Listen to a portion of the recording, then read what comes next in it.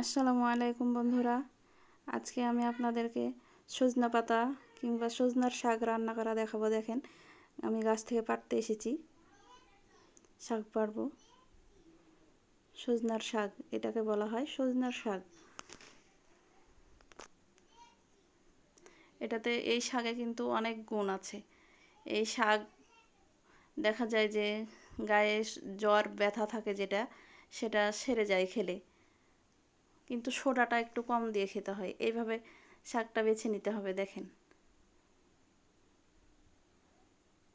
বড় বড় ডাল পাতা থেকে শাকটা বেছে এভাবে ছোট ছোট করে নিতে হবে। এই যে দেখুন, আমি এখন চুলাতে হাঁড়ি চাপিয়ে দিয়েছি, চুলা ধরিয়ে দিয়েছি। পানিটা যখন ফুটে উঠবে তখন সোডা দিতে হবে। এই শাকটা রান্নাতে এই সোডাটা হচ্ছে আসল জিনিস। এই দেখেন, এখন আমি এক চামচ 1.5 চামচ সোডা দিয়ে দেব। খাবার সোডা, কিন্তু অবশ্যই সেটা খাবার সোডা হতে হবে। 1.5 চামচ আমি খাবার সোডা দিয়ে দিলাম। এখন শাক দিয়ে দেবো। অনেকেই জানে না, দেখা যায় যে সোডা আগে দিতে হয় না শাক আগে দিতে হয়। এটা আপনারা দেখে নিন। অবশ্যই পানিটা যেমনই ফুটে উঠবে তেমনই যত যত নরম খাবেন সে অনুযায়ী সোডাটা দিবেন।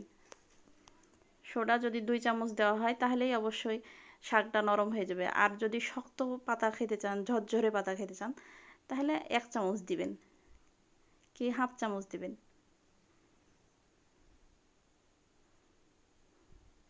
সোডা দেওয়ার জন্যে শাকটা কিন্তু উতলে উতলে পড়ে যায়, ফেনা হয়ে উতলে উতলে পড়ে যায়। সেই জন্যে আমি বেশি ঢাকা দিলাম না, উঠে নিলাম। এই যে দেখেন, শাকটা সিদ্ধ হয়ে এসছে প্রায়। আমি দেখাচ্ছি আপনাদের। এই যে দেখেন, সিদ্ধ হয়ে গেছে। এটা কিন্তু আমার রান্না হবে নরম শাক।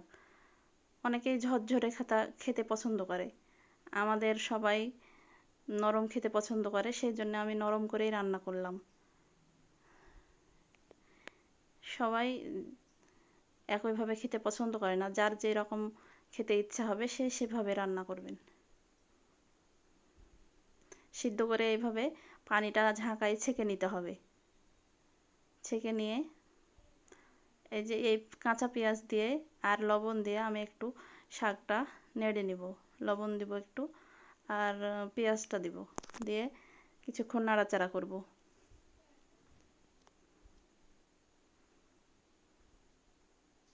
এই যে দেখেন, লবণ দিয়ে দিলাম।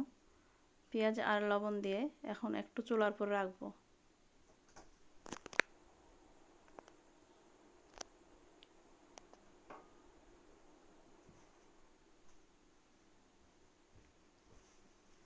এক টুকরো রস ছিল, সেটা টেনে নেবে।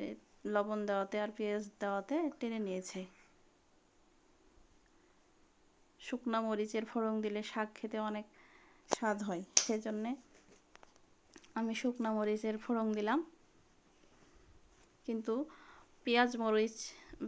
পেঁয়াজ আর রসুন দিয়ে নিই, তার কারণ হচ্ছে মরিচটা একটু লাল থেকে আর একটু লাল করে নিব।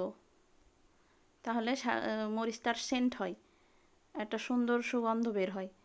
সেই জন্য একটু তেলের ওপর ভেজে নিলাম মরিচটা আগে। এবার দিলাম, এই যে দেখেন, পেঁয়াজ আর রসুন কেটে রেখেছি কুচি কুচি করে। এখন দিয়ে দিলাম পেঁয়াজ রসুন। শাকে যত রসুন দিবেন তত সেন্ট হবে আর খেতে ভালো লাগবে।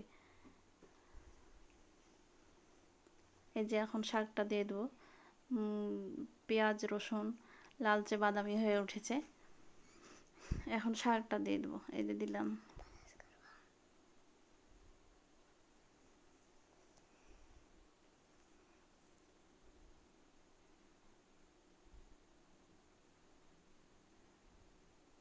শাকটা দেখেই বুঝতে পাচ্ছেন কতটা লোভনীয় হয়েছে।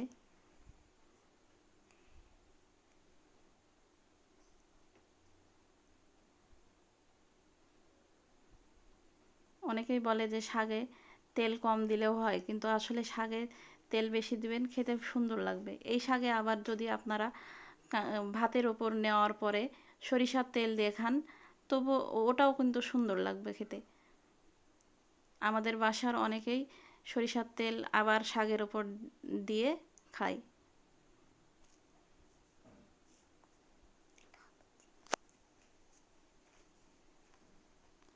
শাকটা রান্না হয়ে গেছে, এখন আমি বাটিতে পরিবেশন করে নিব।